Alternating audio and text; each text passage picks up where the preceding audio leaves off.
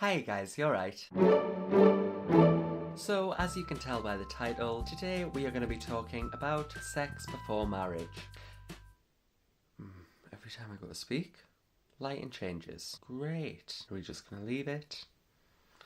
Who cares? So yes, as you can tell by the title of this video, we are going to be talking about sex before marriage. And I started thinking about this because I came across a video that is called Was Your Wedding Night Awkward as a Virgin? And that is by Emily Wilson. I'm going to let her have a say, go check it out if you want, after I'm finished of course. But yes, before I get into what I have to say, if you enjoy this video, make sure you give it a massive thumbs up. And I'm sure this is going to split people's opinions, so if you've got anything to say, leave it in the comments down below. And don't forget to subscribe and hit that notification bell because I post new videos every week and you don't want to miss out. So basically what I'm going to do, I'm going to watch through the video now and I'm going to stop at points that maybe I have something to say about. I'll probably put in little clips of what she has to say and then I'll chat about them. Okay, so this is the first problem that I have. Listen to what she says at first and then listen to how she carries on. That's all I'm gonna say, but I'm gonna let her say what she's got to say. Let's get one truth out of the way first.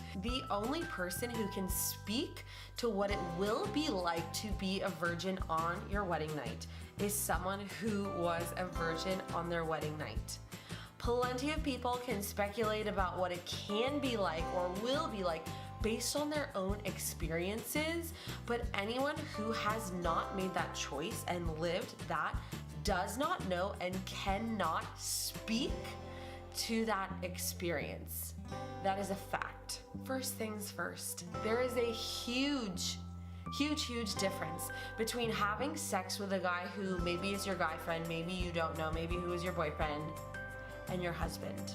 There is a huge difference. The man who has said to your face, I will love you and honor you all the days of my life. The man who lays down his entire life to you, says vows to you in front of your entire group of friends and family, unless you elope, that is a completely different thing.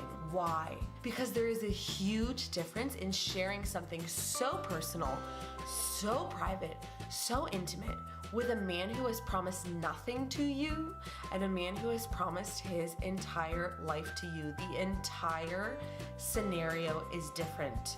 Mentally, spiritually, emotionally, the whole thing. Physically, the act is the same, but mentally, spiritually, and emotionally, it's a whole different story.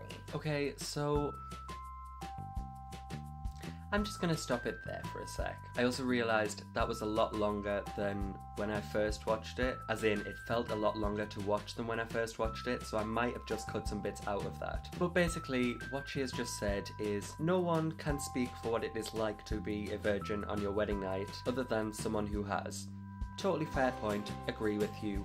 Fine. But then she goes on to say there is a massive difference between sleeping with someone who has promised you nothing versus sleeping with someone who has promised you their life. Yeah, and I don't doubt there's a difference in that, but if she was a virgin on her wedding night, how does she know there's a difference?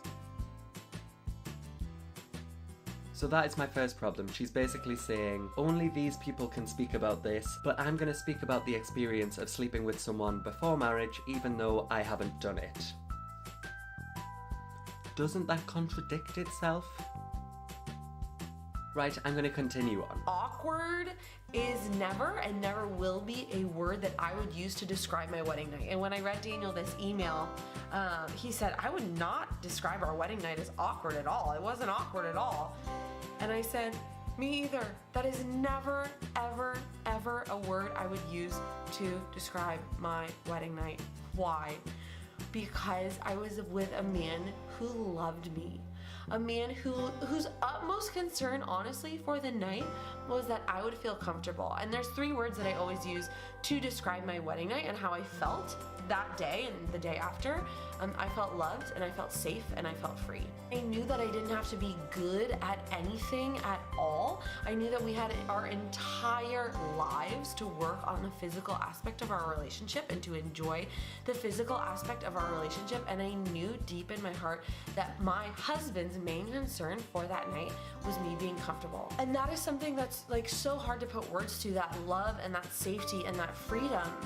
Again, that someone who saves sex for marriage can speak to very directly, that I can speak to that very directly, that Dana can speak to that experience very directly. Okay, so in there she's just said that she didn't have an experience that was awkward, and that's very great, and that's great for her and for her husband, but some people do have awkward experiences. I mean, I've definitely heard stories in the past of couples that waited until their wedding night and then it wasn't what they expected, or it was something different, or something happened, or whatever it is. And again, it's fantastic that Emily Wilson has had a great experience, but that doesn't mean everyone's experience is going to be great. And for anyone that hasn't saved themselves until marriage, think about your first time. Was it awkward? Was it weird? Maybe because, as she says, if you were with a stranger or someone you didn't know as well, that might be why. But at least you didn't have this big expectation set on your wedding night, and then the reality is not what you expected, and you're left with this disappointment and someone that you vowed to spend the rest of your life with, and you're going in with this disappointment. Another piece to that puzzle is that it's important to have a healthy and good and beautiful understanding of the beauty of sex, and that's probably another video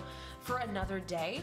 But a lot of people share these horror stories where they viewed or were brought up to believe that sex was a dirty and bad thing, and all of a sudden they got married and they couldn't get out of their mind that sex was a dirty and bad thing, so their physical intimacy in their marriage was affected negatively by that. It is very, very important to cultivate a healthy and beautiful and good understanding of the nature of sex, of the fact that it is designed as a good and beautiful thing. That is something that is absolutely key for physical intimacy in marriage, in going into marriage, perhaps if you've never had sex before, of understanding that it's a good and beautiful thing in the right context, in the context of marriage that it was designed for. Okay, so there's another thing. A lot of people are brought up with this kind of idea that sex is a dirty thing, and then they wait till their wedding night to have sex for the first time, and then they feel really dirty once they've done it because they can't get that out of their heads. Emily does also say in her video it's important to have an idea that sex is a beautiful thing, and I think she's got the right point there, but the point here is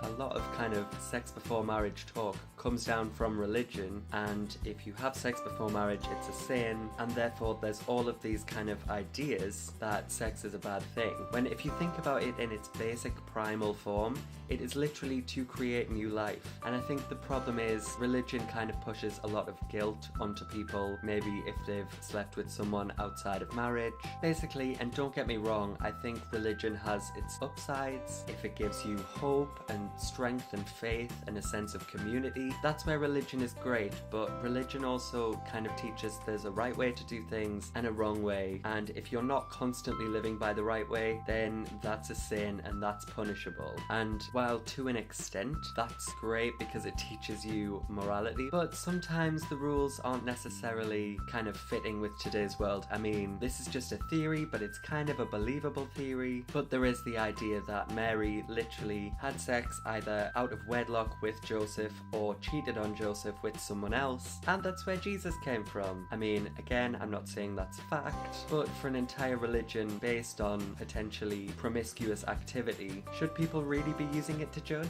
I did not realize, because I'm watching a screen at the same time to remind myself of what she said, I did not realize how dark this had gotten, so give me 2 seconds. Oh, that's a bit brighter. If you're saving sex for marriage, if that's a choice that you made for your life, you know who you should be listening to?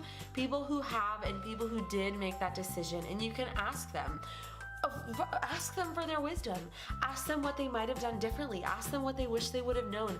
Ask them, because they can share with you the reality of the decision that you're making, the reality of what your wedding night could be like, because they made the same decision that you are trying to make in your life right now, or have made in your life right now. And that is very, very important, that we choose wisely who we listen to. Don't be listening to your friends who just want to scare you, say, I admire your decision so much, but it's gonna be awful, it's gonna be so awkward. Don't listen to people tell you what it's gonna be like for you to save sex for marriage if they have not saved sex for marriage themselves. It is so important to listen to people who have. Okay, so my main problem with Emily's video is that she's basically saying, don't listen to anyone that didn't save themselves for marriage, only listen to people that did. And I think it's a two-sided coin, right? I think you've got to get a perspective from both sides, so don't just listen to one side of it. Get both sides of the argument. And then if you do want to make that choice, by all means, great. If you want to save yourself for marriage,